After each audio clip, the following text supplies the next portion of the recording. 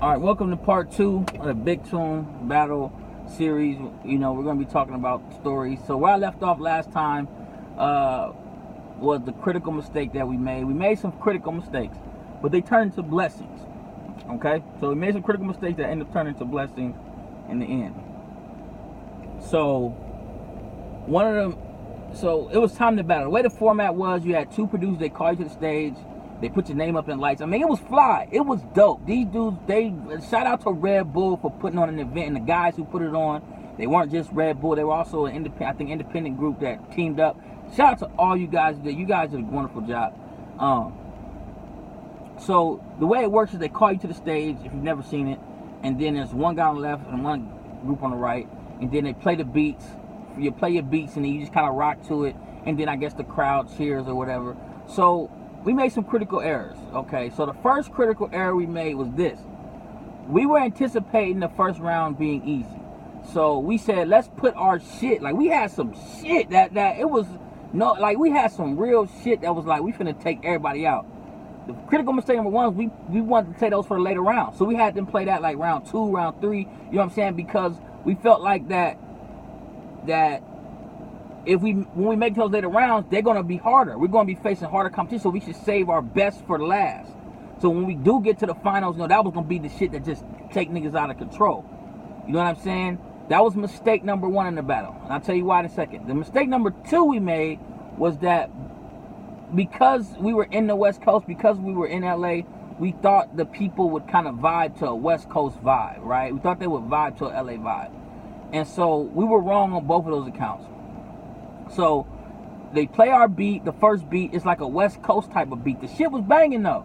And I'm gonna say it was still a blessing that we played it, because it actually was a blessing that we did that. And I'll tell you that at the end of the video, why that actually turned to be one of the best decisions we ever actually made.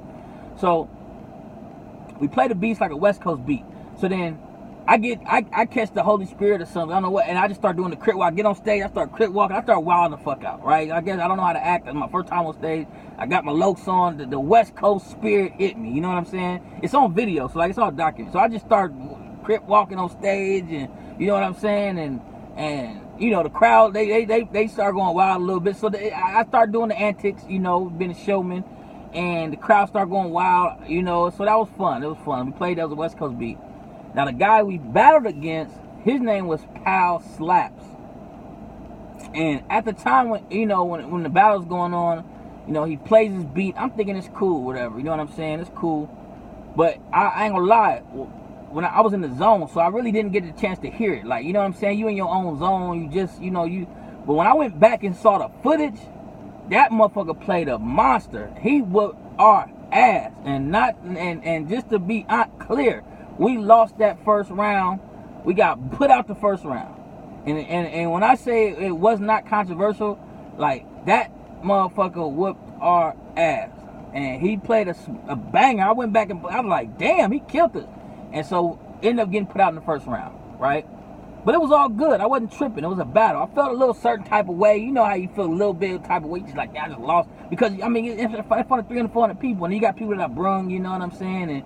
And it was ugly. So, but it was still fun. Now, you know, you kind of bitter a little bit. Oh, them producers ain't shit. But in all honesty, you know, that's what happened. Now, the other thing that I didn't realize was that in beat battles, it's not about beats that make sense.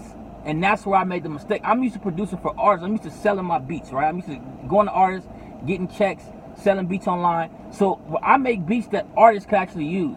In a beat battle, another thing I didn't realize was that these aren't beats that people can use. These are beats that's supposed to go crazy, change ups.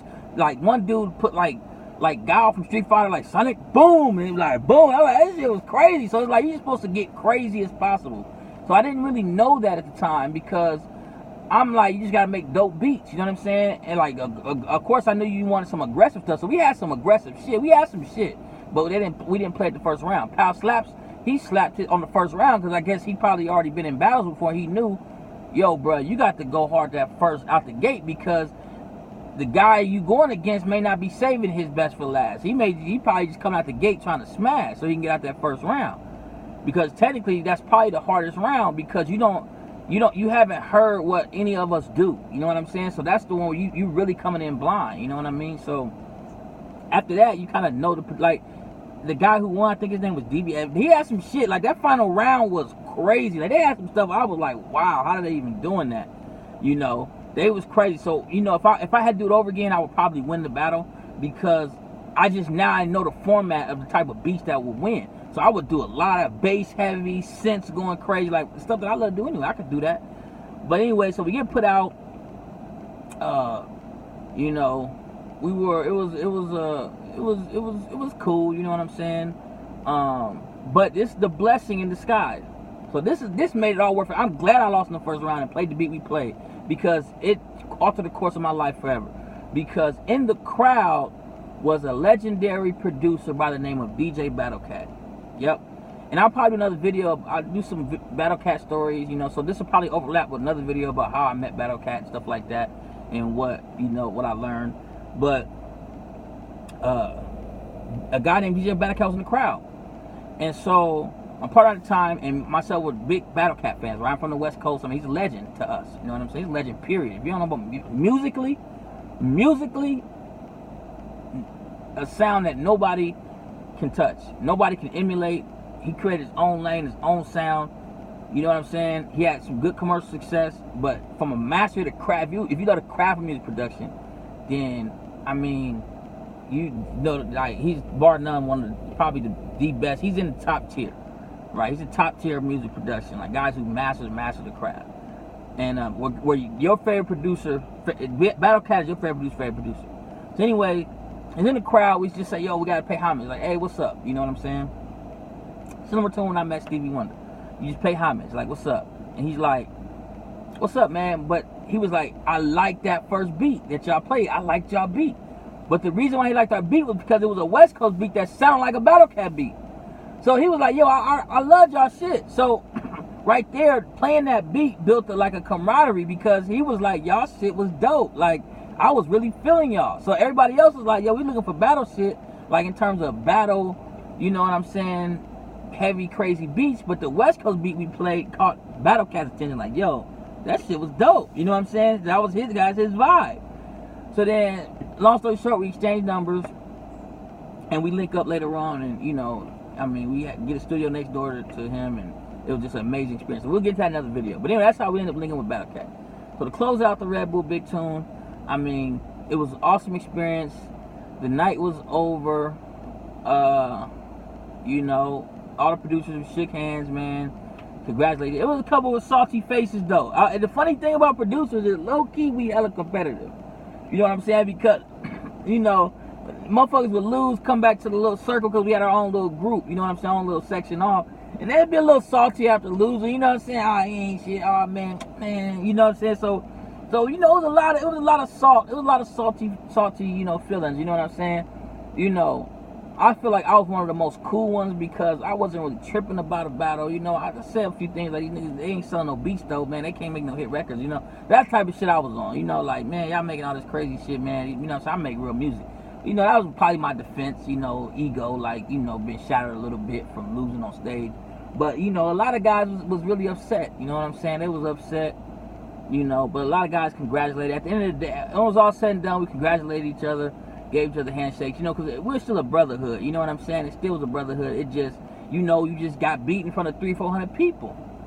You know, and it hurt it stung a little bit to the producers. So I understand that. But overall, man, it was a great event. It was a life experience for me, a real experience as a producer. One of my highlights in my production career, you know. And again, I'll try to find the video and put it underneath here. But that's my story with the Red Bull Big Tune, man. It was an amazing experience. Shout out to them. I don't know if they still do it. If they do, man, you know, maybe you should try to get involved in it, man. And if they don't, man, hopefully they bring it back.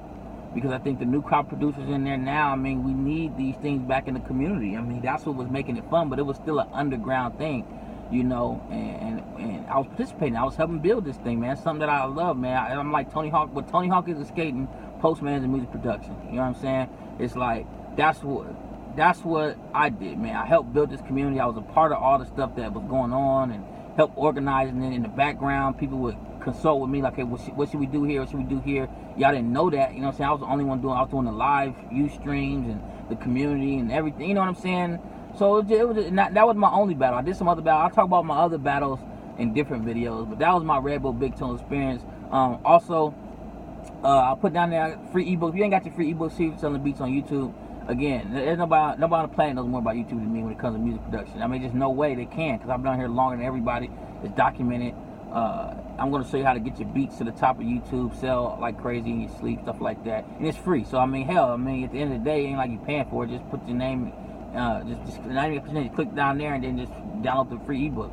It's called Secrets to Selling Beats on YouTube. Secrets to Selling Beats on YouTube. So, I mean, if you want to sell beats on YouTube, or you're trying and not getting the success that you want to get, or you want to see more success, then get the book. And it's some nuggets in there that you probably don't know about that is the reason why you're not selling as much as you want to sell. So I'll put that down there. Shout out to the community. Like, comment, subscribe as well as get your free ebook for it expires, and we have to charge you $27 for it. So we're giving it away right now as a giveaway. Much love. I'll be coming with more stories from, you know, back in the day, you know, how the music production community was built. I think that's the thing we got to pass down to the younger producers and newer producers. How did, you know, they just see this big online community, they think it just popped up, like it just one day it was just always there. No, we had to build this thing from the ground up. From 10 of us online in 2003, 2004 to 15 of us to now it's hundreds of thousands of producers on the internet, and maybe probably millions now. So, you know, I'll be talking about the evolution so you can know where the community has come from and where it's going, you know, and I'm blessed to say that I've been here from the beginning, from the very beginning of this shit. So, you know, a lot of guys I started with, they move on to other things, but, you know, I'm still here. So, you know, shout out to everybody. Video's getting too long. Peace. LiveOffBeats.com. Like, comment.